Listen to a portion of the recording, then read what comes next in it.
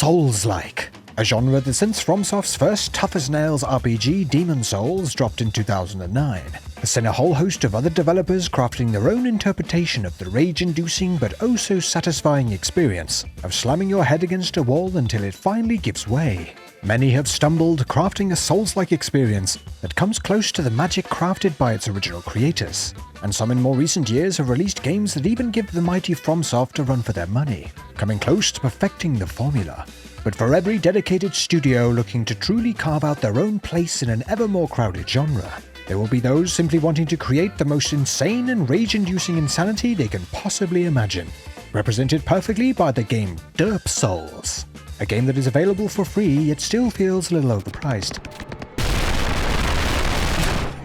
And a Souls-like that was created by a single man that has even admitted that during its creation process was frequently intoxicated, and by far one of the most ridiculous things I have ever encountered. Oh my god, this is ridiculous. Jesus Christ! The answer to what would happen when half-price sales on asset and liquor stores align.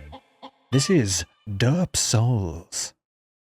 Disclaimer. This game amongst its bonkers does include some juvenile and at times potentially offensive dialogue that we have not included for obvious reasons. You know the kind of thing that weird kid in 6th grade with odd stains in his pants would shout out in the middle of the playground trying to sound cool? MitchManix does not endorse or recommend playing this game, and is very much an I play this so you don't have to situation. And good lord, you know if MitchManix is saying it's juvenile, that it's gotta be pretty egregious. The game begins with the classic scene of our protagonist on the floor, while another peers down from above.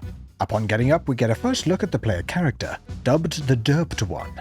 A bloke that resembles a close relative of Sloth from the Goonies, who has recently fallen face first into a costume store, who has impressively still managed to come out the other side with his unmentionables exposed. Taking a look around the room, we are given some tutorial prompts, walking us through some of the game's controls, such as heavy and light attacks with our carrot weapon, a dodge that sends this chap flailing across the floor, and a running animation that embarrassingly made me laugh a little too much. It's so stupid. Wandering out into the game's first zone, we meet a bloke that teaches us how to interact with objects in the game, an act that consists of quivering against objects to open doors, for example, as actual animations are for suckers, it seems. Behind the door we find a scantily clad woman who warns us of the red danger zones found in the game, that we must crawl through to avoid death. That's of course if the player survives the scenes that unfold if one chooses to spam the interact button on the NPCs.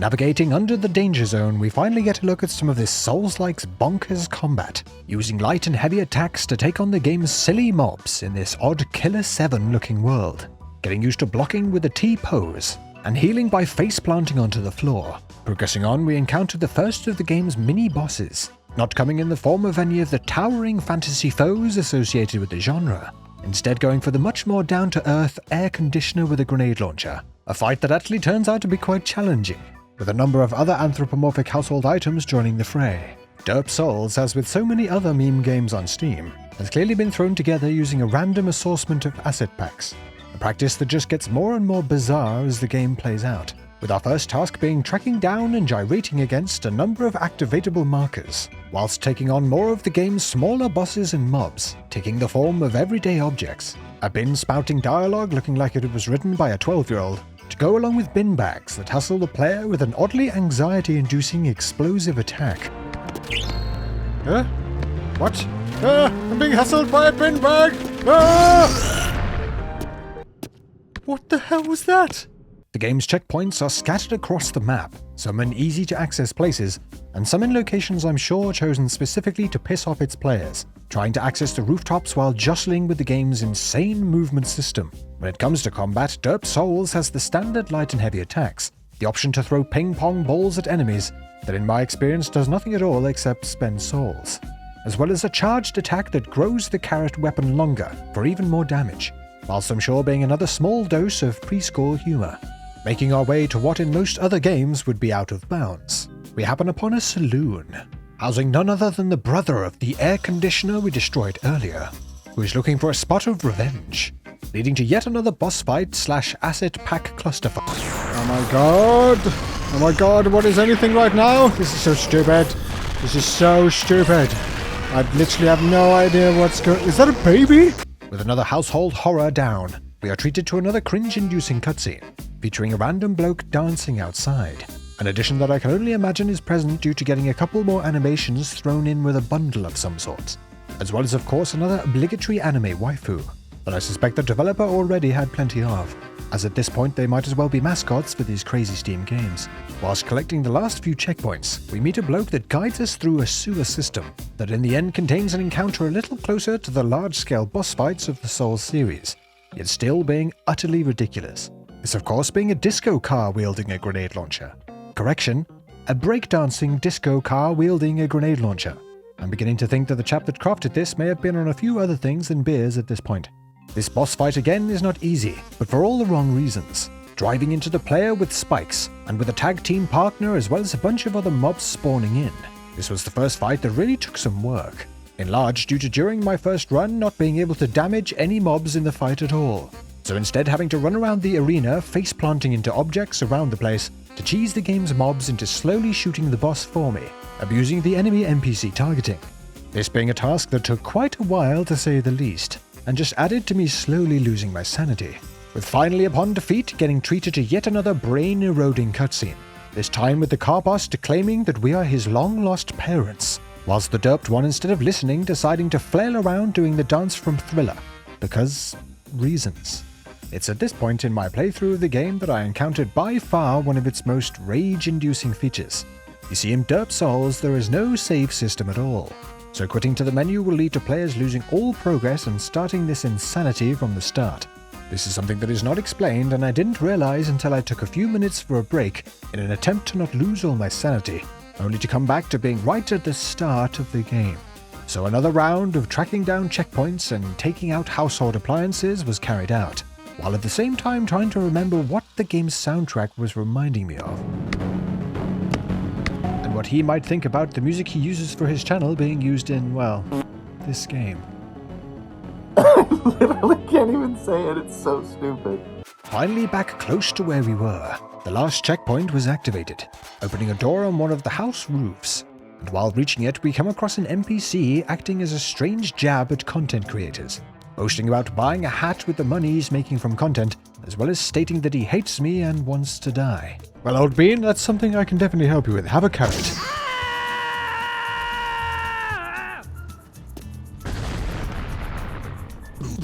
Oh my god, what am I doing? Reaching and wandering through the now open door, we arrive in a cave system, with a bloke stood by its entrance warning us of the dangers ahead. A justified warning indeed, as the caves are filled with a whole range of enemies and death zones packed together, making things stressful to say the least. No, no bin bag, no, bad bin bag, no. After dying and having to restart the zone a few times, we meet another NPC who continues to take the piss out of content creators, who claims that all they do is cry and scream at the camera while playing video games, which I take personal offense at such an utterly ridiculous claim.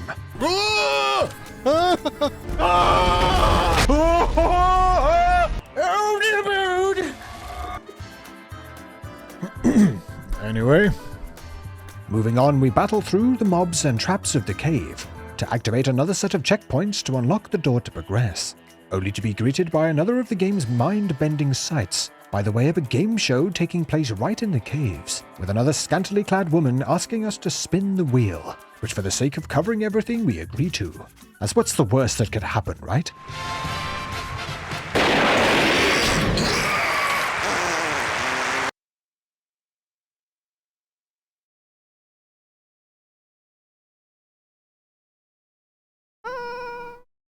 So a third round of killing household appliances takes place, this time making sure to fully explore every bunker zone, as with any luck for my sanity, this will be the final run.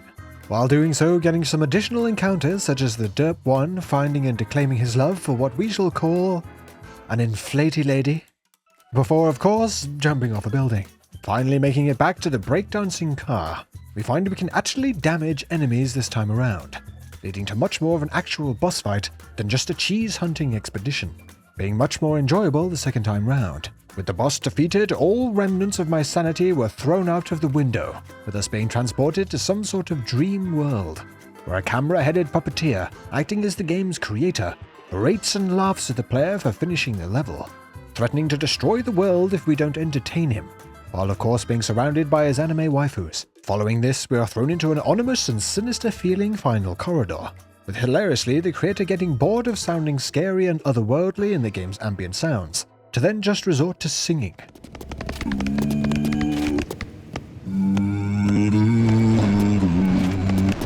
It's here that the journey ends in just as a confusing way as it started, running around like an idiot wondering what the hell is even going on.